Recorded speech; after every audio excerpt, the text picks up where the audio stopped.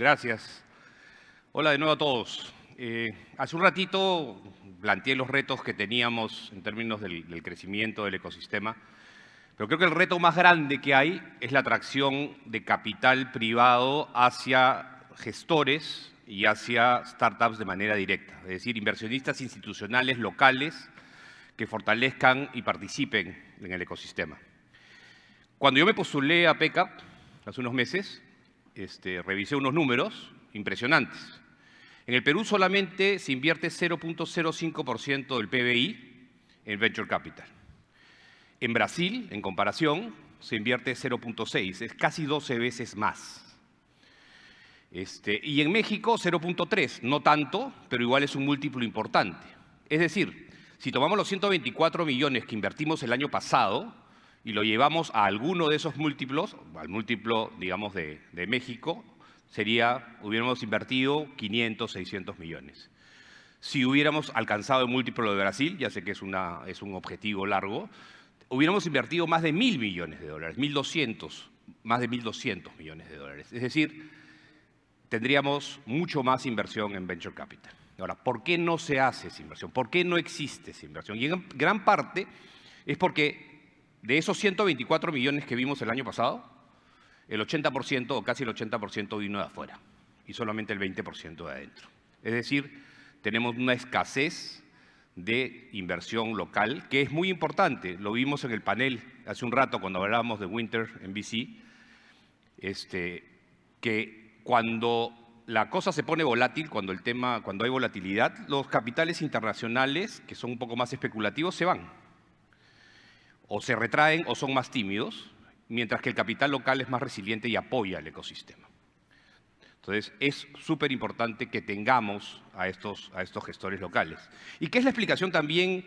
Y comparto con Diego hace un ratito que dijo que este tema de las etiquetas de los unicornios no es tan importante, pero, digamos, puede dar señales, ¿no? Y esas señales se dan a través de símbolos como esos. Así como en Perú no tenemos ninguno, en Chile hay 2, en Colombia hay 2, en México hay 6, en Brasil 18 y nosotros no tenemos ninguno todavía. Es decir, estamos ante un gran reto. ¿Hemos crecido mucho? Sí. Tenemos que crecer mucho más si de verdad queremos tener un ecosistema de emprendimiento e innovación mucho más sólido, ¿no? Entonces, ¿qué cosa está pasando? Claro, están participando algunos agentes, como las universidades, las aceleradoras. Está sucediendo lo del fondo de fondos de COFIDE, que es muy importante, o sea, hablé hace un ratito de Salcantay, pero para que tengamos un ecosistema más estable y más sólido, necesitamos 2, 3, 4, 5 fondos que empiezan a surgir en los próximos 2, 3 años. Y de esa manera, cuando haya problemas, podemos tener, digamos, fondos locales que también apoyen a gestores locales. Entonces, hay que empezar a convencer a esos LPs, a esos inversionistas institucionales locales peruanos, que sean la base de los gestores locales. Y eso en Perú todavía no ha sucedido, ¿ya? ¿Por qué no? Porque, uno, no conocen el activo, o sea, les es difícil entender el activo, invierten en otra clase de activos. Y cuando empiezan a entender el activo, invierten en fondos extranjeros o en gestores extranjeros que no necesariamente van a estar localizados acá. Entonces, hay toda una evangelización que hacer, pero hay que convencerlos y hay que convencerlos racionalmente. ¿Y por qué es importante que hayan gestores locales? Porque el gestor que está en un país o tiene presencia en un país está más cercano y va a tener oportunidades y va a conocer a las startups desde el inicio, desde muy temprano, ¿no? Va a empezar a entender los problemas, va a conocer a los founders y va a poder estar cercano y va a poder tomar una decisión que además después le va a dar la señal a los inversionistas internacionales de que esa es una buena startup. Es decir, va a poder dar una validación y atraer aún más capital extranjero, que es importantísimo, no hay que descartarlo, al contrario, es muy importante que venga, pero creo que más inversión local y de gestores locales va a ser igual de importante para atraer justamente a los otros. Al revés, curiosamente, dado la clase de activo que tenemos, invertir en fondos locales nos da una diversificación internacional y regional. Porque al invertir en startups peruanas, las startups peruanas casi de inmediato las exitosas, se diversifican y se van afuera. Es decir, invirtiendo en startups, o sea, voy a retroceder. Es mucho más fácil que una empresa digital se internacionalice a que una empresa internacional lo haga. Es muy complicado. Las empresas digitales, las startups, se internacionalizan casi de inmediato, con lo cual, invirtiendo en startups ubicadas en Perú, yo logro esa diversificación regional. ¿Cómo? Invirtiendo en una chilena, como invirtiendo en una colombiana. De verdad, eso de que somos una sola región no es puro bla, bla, bla, es verdad.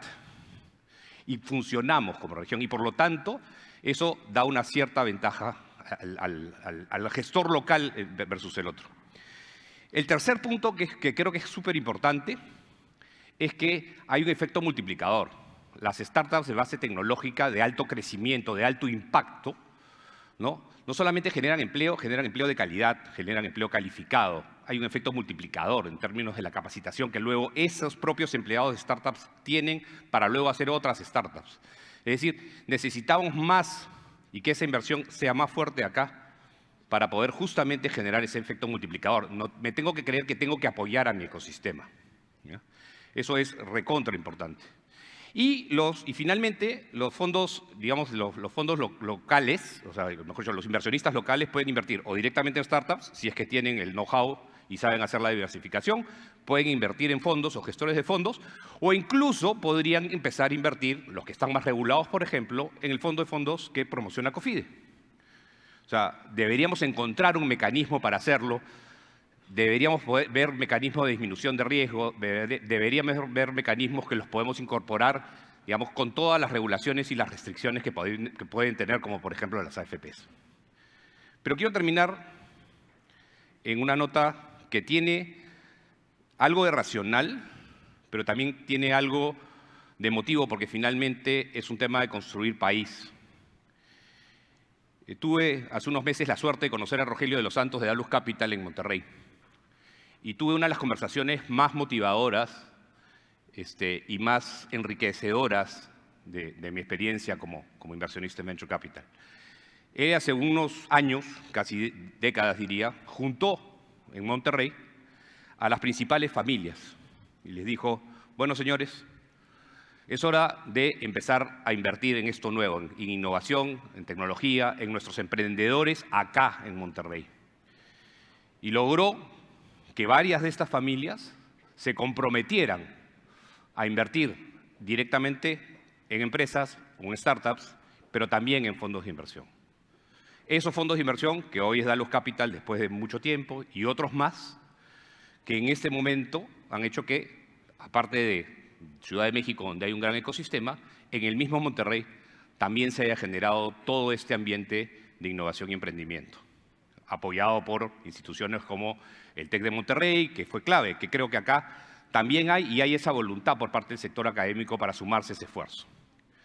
Entonces, hay un llamado, y esto es un llamado desde PECAP, y es un llamado, y yo sé que no hay muchos acá, pero espero que ese mensaje le llegue a quienes tengan que llegarles. Es un momento para poder escalar.